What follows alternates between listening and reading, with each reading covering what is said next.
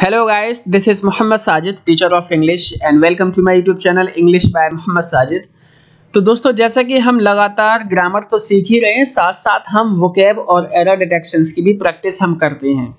तो आज हम ऐसे एरर डिटेक्शंस की प्रैक्टिस करेंगे जो SSC CHSL मीन्स में पूछी जा चुकी हैं।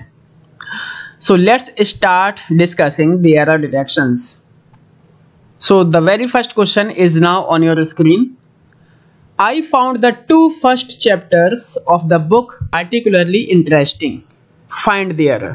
देखिएगा, जब भी हमें ऑर्डिनल और कार्डिनल नंबर का यूज करना हो तो हमें पहले ऑर्डिनल नंबर का यूज करना होता है, उसके बाद हमें कार्डिनल नंबर का यूज करना होता है। ऑर्डिनल नंबर क्या होते हैं, कार्डिनल नंबर्स क्या होते हैं? जैसे 1 2 3 ये जो होते हैं इनको कार्डिनल नंबर कहा जाता है। 1 2 3 4 5 6 इनको कार्डिनल नंबर कहा जाता है।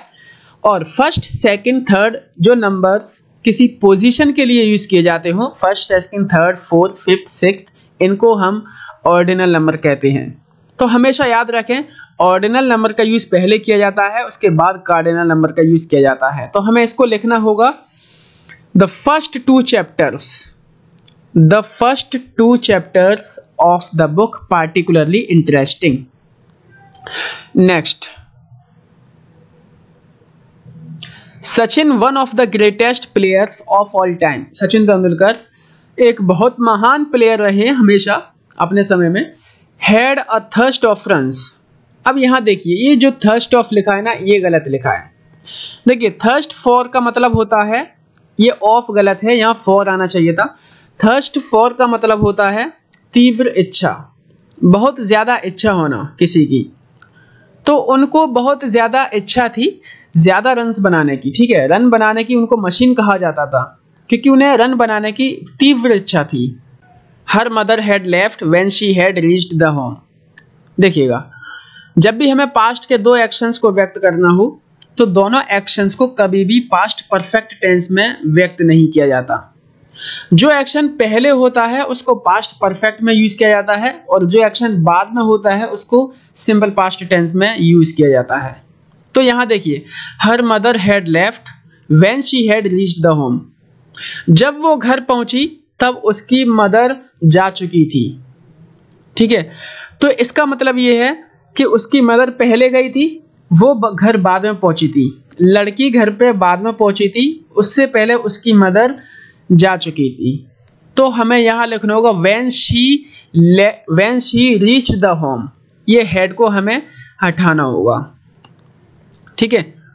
तो वो घर बाद में पहुंची थी, पहले क्या हुआ था, उसकी मां घर को छोड़ चुकी थी। तो जो एक्शन पहले होता है उसको हमें पास्ट परफेक्ट में रखना होता है, एक्शन जो बाद में होता है उसको हमें सिंपल पास्ट टेंस में रखना होता है। She said that he will never forget to do her lessons। देखिए, जब किसी सेंटेंस की रिपोर्टिंग वर्ब पास्ट में दी हो तब हमें आने वाले सेंटेंस को भी पास्ट फॉर्म में लिखना होता है।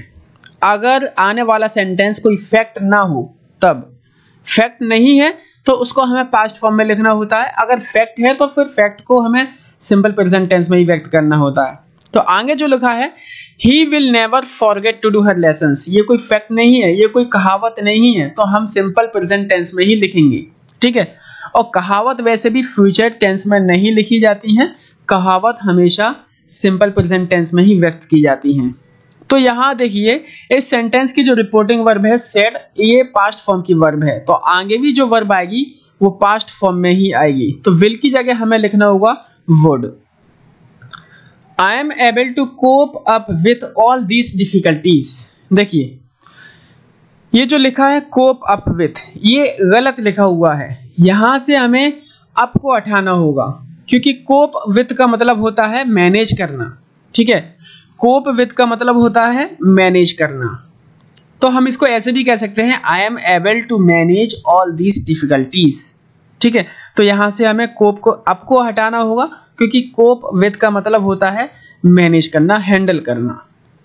आई wish I am the richest person in the world, I would donate my half property. देखिए, यहाँ जो आई विश लिखा है इसका मतलब होता है काश। जब हमें किसी काल्पनिक स्टेटमेंट को लिखना होता है तब हम उसकी वर्ब को पास्ट फॉर्म में लिखते हैं। तो यहाँ एम की जगह हमें लिखना होगा वर, WERE were. I wish I were the richest person in the world, I would donate my half property. काश मैं दुनिया का सबसे अमीर इंसान होता तो मैं अपनी आधी प्रॉपर्टी को डोनेट कर दिया होता। ठीक है, ये कल्पना है। जो भी कल्पना की जाती है वो पास्ट की वर्ब में ही की जाती है, पास्ट फॉर्म की वर्ब का यूज करके ही की जाती है। तो जब भी हमें कोई कल्पना को व्यक्त करना हो, ऐसी कल्पना जो रियल ना हो, अनरियल, ठीक है, जो रियल ना हो, वास्तविक ना हो, उस कल्पना को व्यक्त करने के लिए हमें वर्ब की सेकंड फॉर्म का यूज करना होता है। तो I wish I were the richest person in the world, I would donate my half property. She is confident to win the gold medal this time. देखिए, इस सेंटेंस का subject she है, फिर शी के लिए वर्ब इज का use हुआ है, आगे लिखा है कॉन्फिडेंट, जो कि कॉम्प्लीमेंट है शी का। ठीक है, तो एक सेंटेंस तो यहां कंप्लीट हो चुका। आगे लिखा है टू विन। अगर आप इसको टू विन को अगर आप इन्फिनेटिव मानते हैं तो इन्फिनेटिव नाउन इक्विवेलेंट होता है, नाउन के बराबर होता है, जो कि सब्जेक्ट या ऑब्जेक्ट बनने का हक रखता है। तो यहाँ ये सब्जेक्ट तो है नहीं टू विन किसी का भी, तो फिर ये ऑब्जेक्ट भी यहाँ किसी का भी नहीं है, क्योंकि ऑब्जेक्ट बनने के लिए वर्ब का यूज किया जाता है।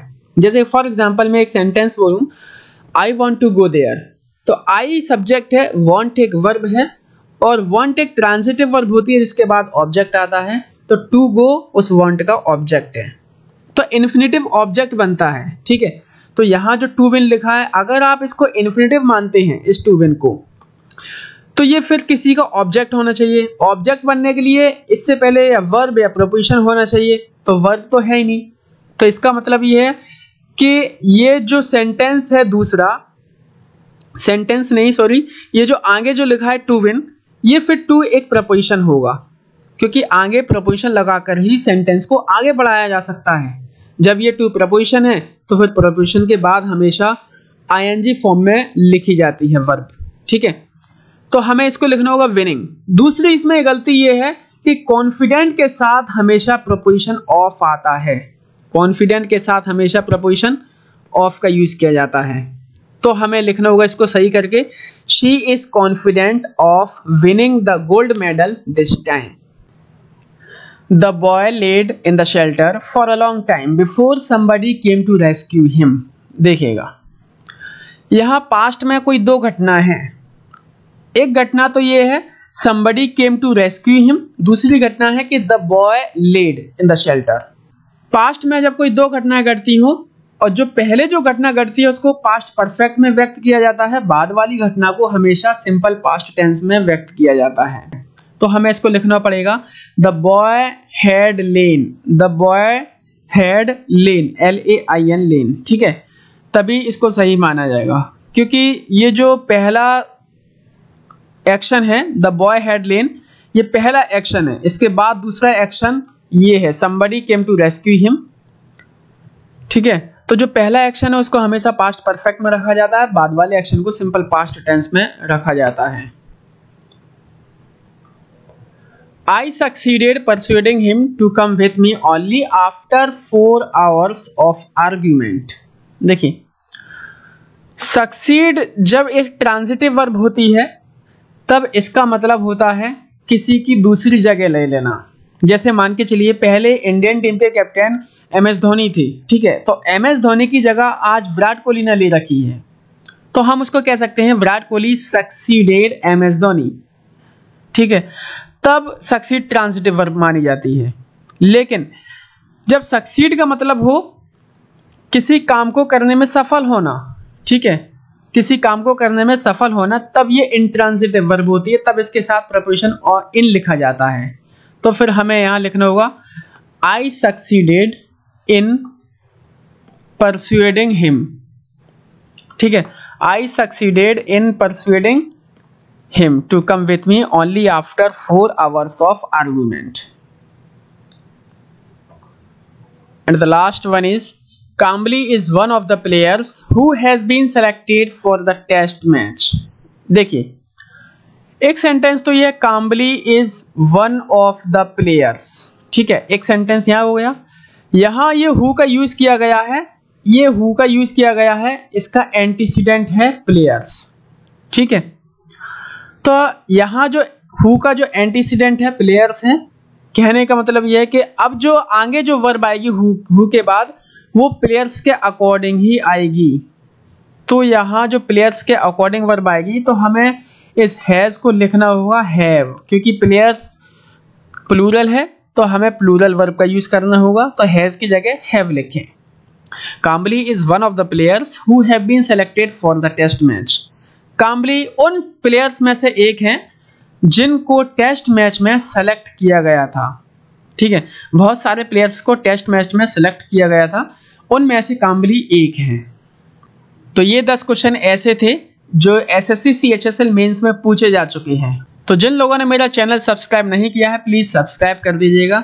यदि अगर सब्सक्राइब कर लिया है तो बेल आइकन दबाना ना भूलें।